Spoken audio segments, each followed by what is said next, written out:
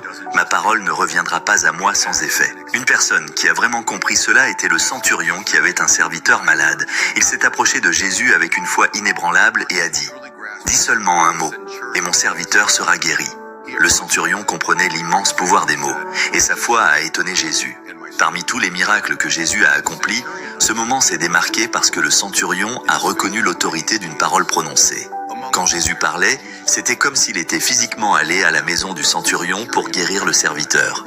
Commencez-vous à comprendre le poids de vos mots. Dans cette vidéo, vous apprendrez non seulement à quel point vos mots sont puissants et comment les forces obscures peuvent les tordre pour vous piéger, mais aussi la force spirituelle du silence, l'impact profond de maîtriser sa langue. Nous apprendrons de divers enseignants au fur et à mesure, et je partagerai des idées en chemin. Il y a une raison pour laquelle Jésus a dit que les doux hériteront de la terre. Ce n'est pas juste une belle idée, cela contient une vérité plus profonde. Si vous êtes prêt à plonger plus profondément, donnez un like à cette vidéo et écrivez « Seigneur, aide-moi à contrôler ma langue » dans les commentaires ci-dessous, comme un engagement à aligner vos mots sur la volonté de Dieu.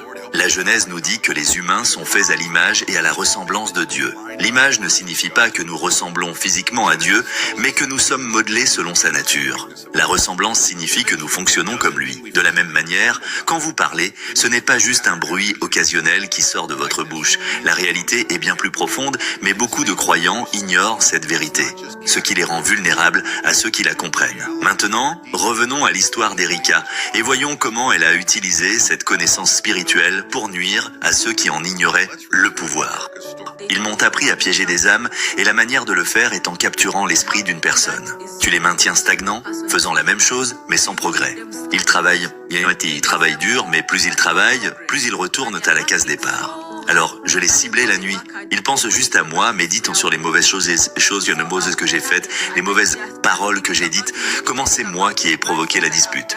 Alors cette nuit-là, ils font un mauvais rêve. Dans ce rêve, s'ils ne se réveillent pas pour prier et l'annuler, c'est la fin pour eux. Parce que quoi qu'ils fassent, ils vont lutter. Parce que moi, j'irai à ce sanctuaire, j'appellerai leur esprit et je l'enfermerai dans cette toile. C'est une forêt maléfique, une forêt de Hub. Oui, j'enfermerai. Il y a des gens qui ont été enfermés dans des arbres. Il y a des gens qui ont été enfermés dans des endroits. Donc une personne fait tout ce qu'elle fait. Elle travaille dur, elle lutte pour réussir dans la vie. Mais rien de ce qu'elle fait ne se matérialise. Même si on lui donne de l'argent le matin,